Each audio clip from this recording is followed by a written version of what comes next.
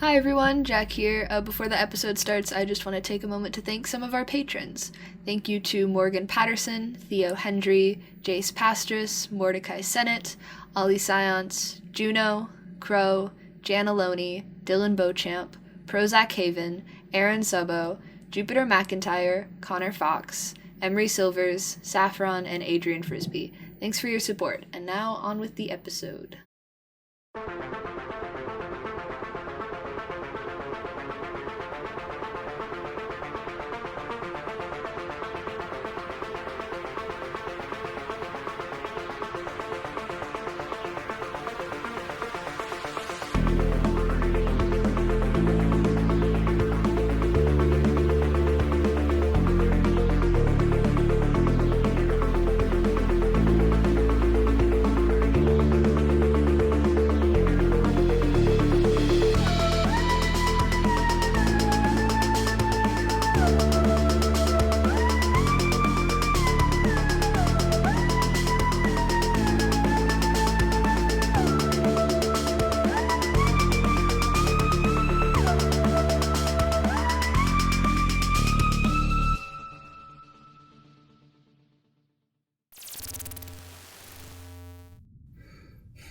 These are some preliminary notes and predictions regarding Project M1342, a continuation of experiments on memory retrieval and extraction conducted on Earth by my benefactors at the Mnemosyne Corporation.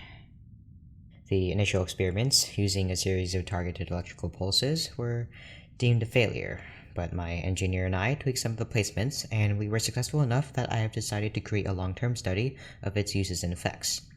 Although the project was created to be used in an interrogation setting, I believe that it could be adapted into a widespread practice to help with trauma recovery and memory loss. Today, my focus is on creating a line of communication between the subject suspended in the dissociative state that allows them to access memory and myself in the lab. Warren tells me he has built a device that will transfer any thoughts the subject intentionally tries to broadcast through the lab speaker system. I'll be working with Miss Algernon, since Miss Kroper has been resistant to, well, the whole project. I have a feeling today's test will require a willing participant, or at least a more willing participant than Jules. Looking forward.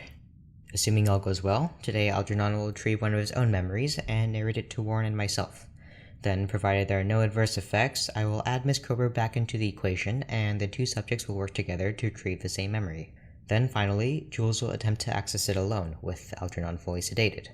The data will be processed and sent down to Earth to begin clinical trials. With any luck, the use of this kind of retrieval process will be standard in psychiatry and neurology by the time my residency concludes. I work hard not to put my ego before my pursuit of knowledge, but it would be nice to be able to work again after everything that happened prior to my stay here. I am for once optimistic going into the lab this morning. Project M1342 is something I am interested in for both personal and scientific reasons, and I have enjoyed working with Vic thus far, or working on them, all things considered. At any rate, I should go see if Warren needs any help setting things up.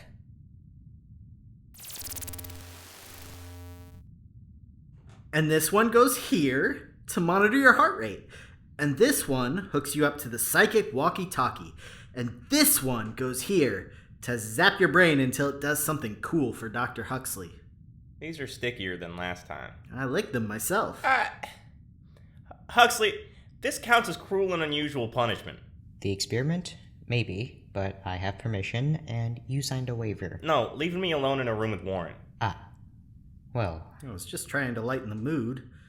Anyway, the subject's all prepped, boss. Excellent. Would you mind getting the two of us some coffee? I expect that today may be a bit longer than we're used to. Can do.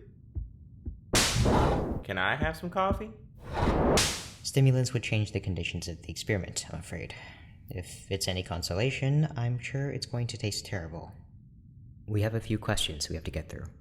Have there been any major changes in your physical or mental health since the last time we conducted this test? No. How do you feel right now? I've got a headache. It's fine, though. Noted. Now, is there anything incriminating in the information we might access today? I'm already in prison. I meant for other people. Does shoplifting in a middle school count? I don't think so. Then no. Anything confidential, in a governmental sense, I mean. The people I worked for barely trusted me with the bathroom key. I don't think you're gonna find any nuclear codes up here. Alright. I just want to say, I don't like this. I'm doing it because I have to, and I'm fine with that, but I don't like it. I understand. You will have agency over which parts you show me.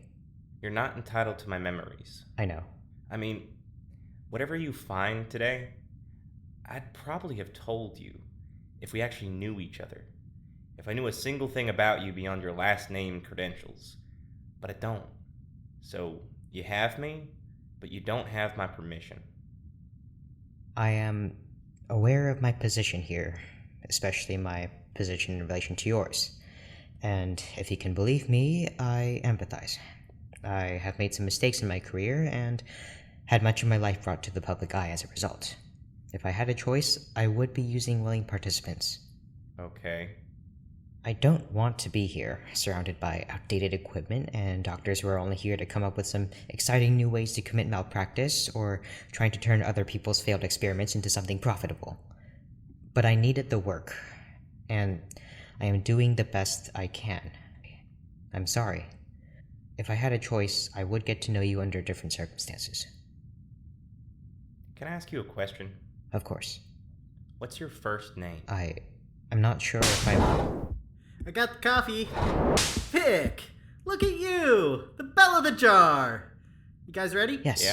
Yeah, I'm ready. We can continue this conversation later. All right. Settle in. Close your eyes. Hopefully you've left your last will and testament with Hugo. Starting at 44 volts, increasing by 4 every 30 seconds until we start to see results. Should we maybe... Okay, When I was a kid, I'd hang out on the roof outside my window. I guess I just liked being up high, so when I'm bearing into the cylinder one time... Victor! my sister Vic! scared the hell Can off you me hear about me? his name. That's in my entire head. The least you could do is tell me what his name is. Okay. What now? Hello? Whoa, Jesus. Vic, can you hear This us? is weird. Can you hear us? Yeah. But it's like you're... I don't know, like you're talking through a bad microphone. It's all staticky. It's kind of hard to focus on. Can you? What's going on? Describe what's happening. I'm standing? Yeah, something like standing. Like, I'm comprehending it as standing, but it doesn't really feel like my feet are on solid ground. It's more like the simulation of solid ground. That's really the best I can describe it. Yes, but can you see anything? Things are just kind of coming into focus. Hold on. What? I think this is the way to my house. The house I grew up in, in North Carolina. Though y'all probably knew that. I really need to specify that. I can see the fencing that I crashed my truck into one time because I thought I could make it through the day without tire chains, you know? And, that's my friend Hassan's mailbox. That's always how we knew we were almost home, because it's this, like, ugly, bright orange thing. Like, traffic cone orange. I think I remember him telling me it was because they let him pick the color when he was real little, and orange was his favorite color. Pretty good landmark. Anything else? Not immediately in front of me.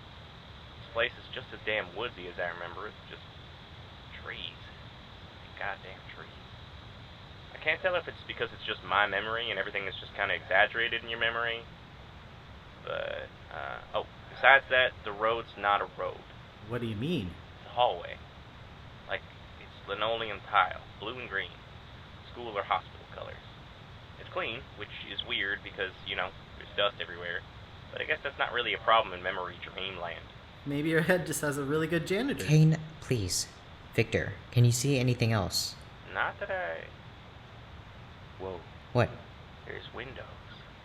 Everywhere. Just kind of floating.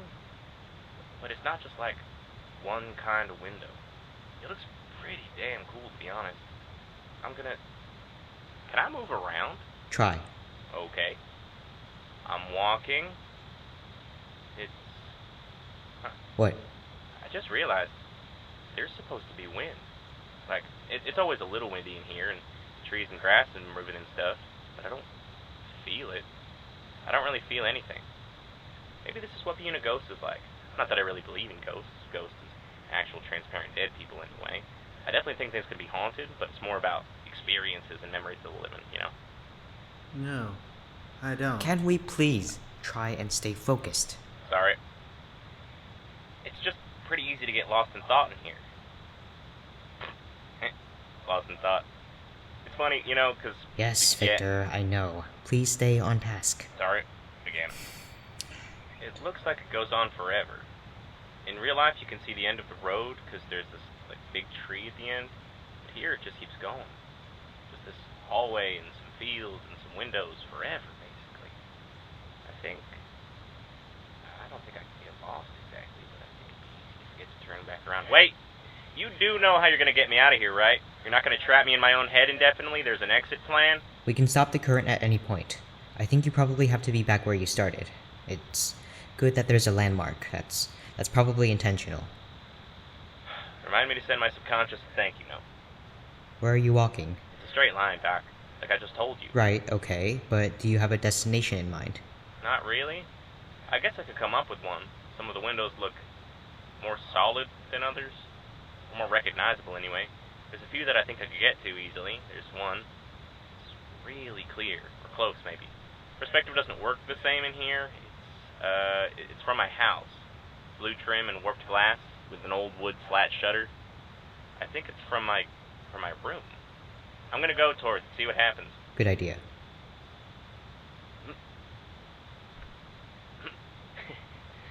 This is, where I got the scar on my elbow. When I was a kid, I'd hang out on the roof outside my window, actually. I guess I just like being up high, I don't know. But one time, Leah, my older sister, dared me to jump off. We were always doing dumb shit like this, daring each other to do dangerous shit. Like eating eating dog food or trying to body slam each other in the background. And, we usually ended up doing it because neither of us wanted to chicken out.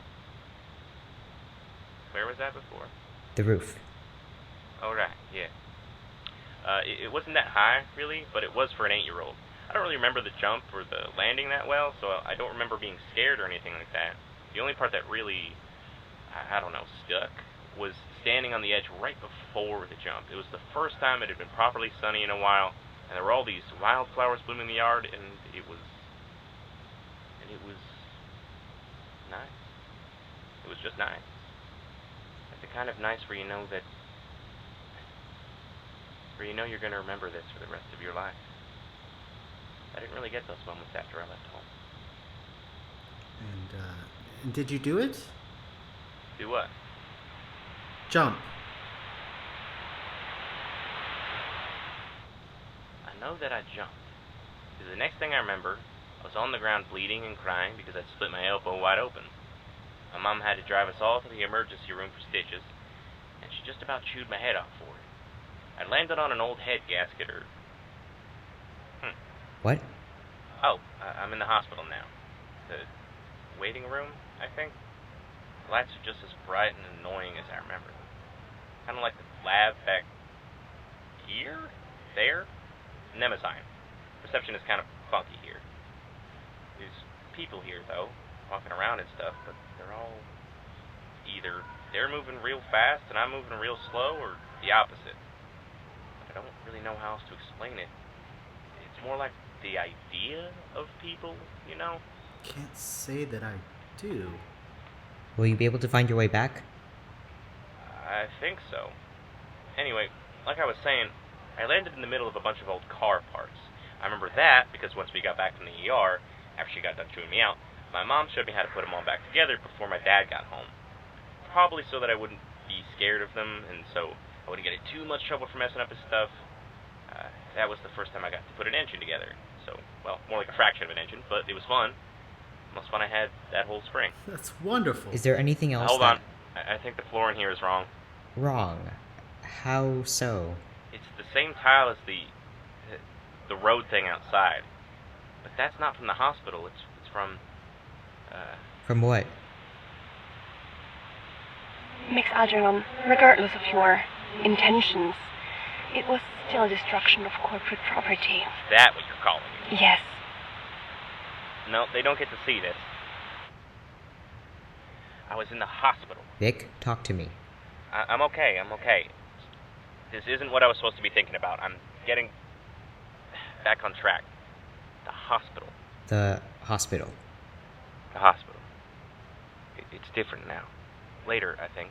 Yeah, a few years later. This was, I was 12. Leah was 14. It's not as upbeat as the first time. Can you describe it? Is there any connection to the first memory besides the hospital? Yeah. My mom. Oh.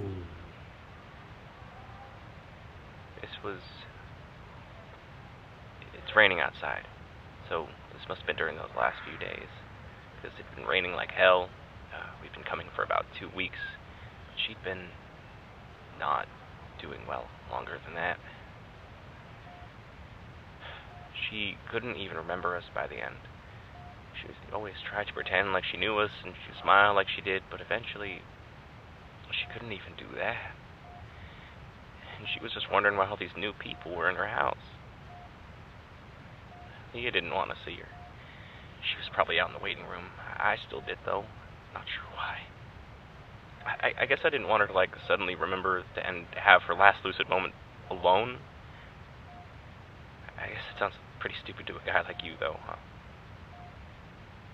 Right. Do you see any way to get back to the place you started? That road? You don't want me to describe my surroundings or something? It's a hospital room. There's a couple little origami things me and my sister made on the table by her bed, and... Mom is there, half asleep.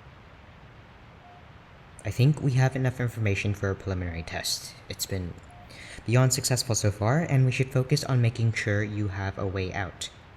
Do you see any kind of suspicious-looking door around? No.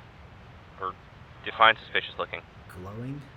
A keyhole that mysteriously matches the key around your neck? There's no key around my neck. I believe Dr. Cain is asking if there are any clear ways back to the land of the living, so to speak. No. I could try leaving the hospital, getting back to that road. I don't think I've gone anywhere in here, though. I just kind of ended up places. It's worth a shot. Huh. It's emptier now. Like I spent hours in there. I guess I did when it, actually happened. Okay, I'm opening the door, and it's the hospital parking lot. Huh. You said we wouldn't be trapping them in there. I said the chances were low. Shit. Wait, guys, it's okay. There's one of those window things across the street. I'm going up to it right now. Victor? Vic? I'm back on the road, headed towards the mailbox. I'm fine. Oh, good. Say that again. Good? I can hear you more clearly now. The bad microphone thing is gone. It's like I'm back in the room with you. Where are you exactly? Right in front of the mailbox. Oh. Welcome back, Beljar. The mailbox must have acted as a kind of anchor. That makes sense. It was a repeating memory, and one you said served as a reminder of where you were. There must be some kind of layer effect where you can go deeper and deeper into the state you were in, and the landmark serves as a marker for the layer closest to consciousness. We'll have to recreate this and do more scans for brain activity. The medical implications of this are... I'll save it for my notes. Thank you, Algernon. This was a revelation. Call me crazy, but we might actually be onto something here. I know. Can I have some water? Of course. This might be the first time something productive has come out of this damn place. I'm gonna go back to my office and finalize the blueprints. Congratulations, Dr. Huxley. Thank you, Dr. Cain. What about me? Oh, you too, of course, Vic. Thanks. Not like I went through a whole Fantasia over here or anything. Okay, congrats on the Fantasia. I'll see you both tomorrow.